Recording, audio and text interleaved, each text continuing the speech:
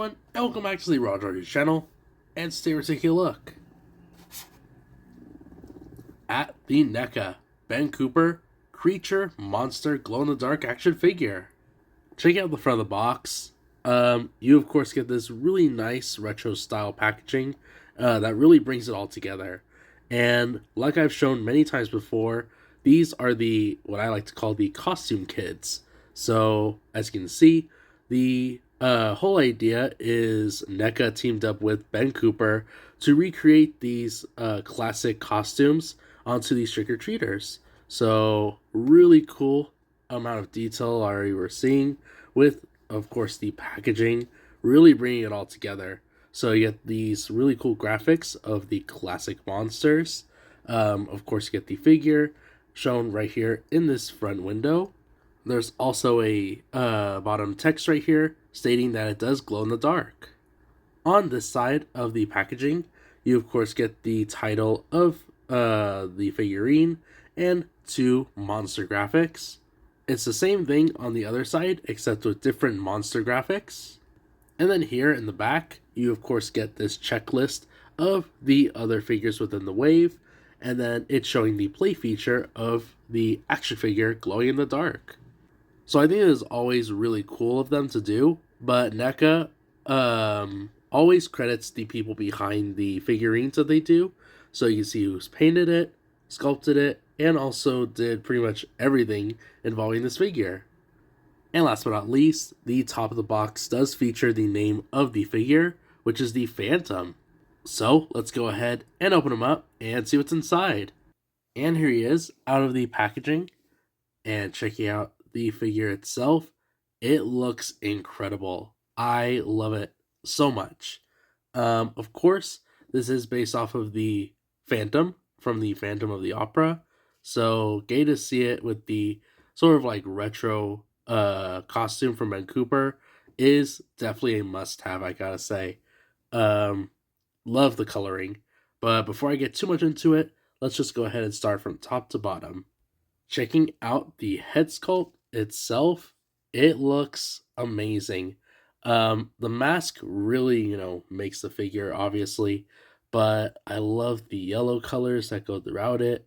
There's little bits of green, the orange right there, and then you get this little pieces of the hair, which are really neat. And I'm pretty sure you can see it right there, but I always get a kick out of seeing the kid's eyes behind the mask. He has this buzz cut right here, and then I have stated it many times before, the mask is part of the head sculpt, so there's no way to actually remove it. As you can see right there, it does have that little string to tie the mask, but other than that, it looks really good. And as far as movement, you get some pretty nice movement right there on the top, so really nice. No joints around the neck, unfortunately, but still, you do get a wide motion. Checking out the torso now, you can see right here, it's almost in the design of like a vest or like a suit. Really nice sort of like color choices that they have going throughout it with the black, orange, and yellows. Right there, you can see it does say the Phantom of the Opera, and then the rest of the costume is in this like black leather or a color. And unfortunately, I have also stated this before with the other costume kids, he doesn't really have a ball joint or anything like that near the torso, so the articulation is a little limited. Check out the arms. The arm does go out right there, and this time it doesn't look like it'll be able to go all the way around, unfortunately. I think that the sleeves are a little bit longer, so I was trying to mess around with the figure, things like that, but it doesn't look like the arm goes all the way around just because of that extra fabric for some reason. The elbow, though, does go up pretty far. You do get a nice swivel and articulation at the wrist at the hand. The other side as well, arm sticks out right there, only goes up right there and back about there before interfering with the costume. Elbow goes up right there, you get a nice swivel and articulation at the wrist and the hand. And I knew I was forgetting something. I always do.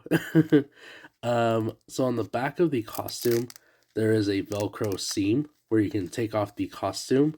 But again, I always say this. It doesn't really make any sense unless you have another optional outfit to go along with it, just because the mask is permanent, so you gotta think about that.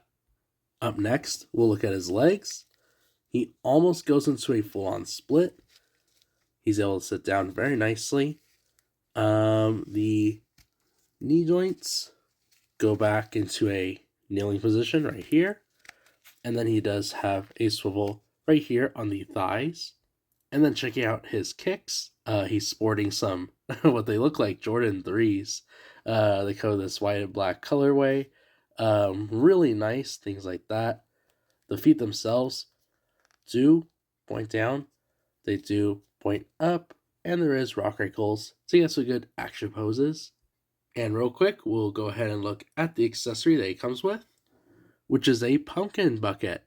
Check out the pumpkin bucket. Finally, it's something a little bit different from the previous bags that we've been reviewing. Comes in this pretty nice, durable plastic for the most part. Has this little handle up here and this cute engraving of the jack-o'-lantern sort of like face. And he's able to hold onto it very nicely, as you can see right here. So, it's very sturdy, very durable, and it holds, the pail right there with both of his hands very nicely, which I do appreciate. And then real quick, before I get on to the overview, I did want to mention a few other things. One of them being that you do get this really nice costume shop sort of like background within the box that we did cover many times before. And for the last function of this figurine, I'll have to turn off the lights. And the last function of this figurine is, of course, the glow-in-the-dark effect. And really cool. I wish it shone a little bit better. Maybe I could get it a little bit brighter. Let's see. But anyway, the bucket is also so. Oh, there we go. Awesome. The bucket, as you can see right there, is also glow in the dark.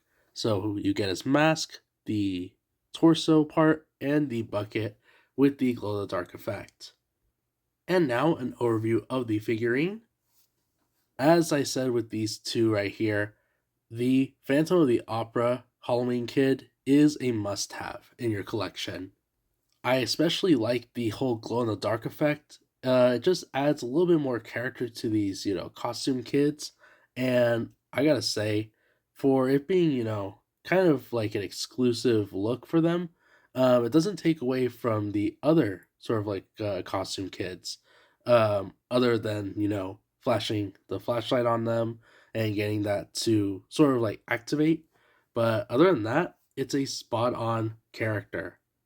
And of course, like with my diorama set right here, it's perfect for the Halloween season, whether it's for a set or a scene.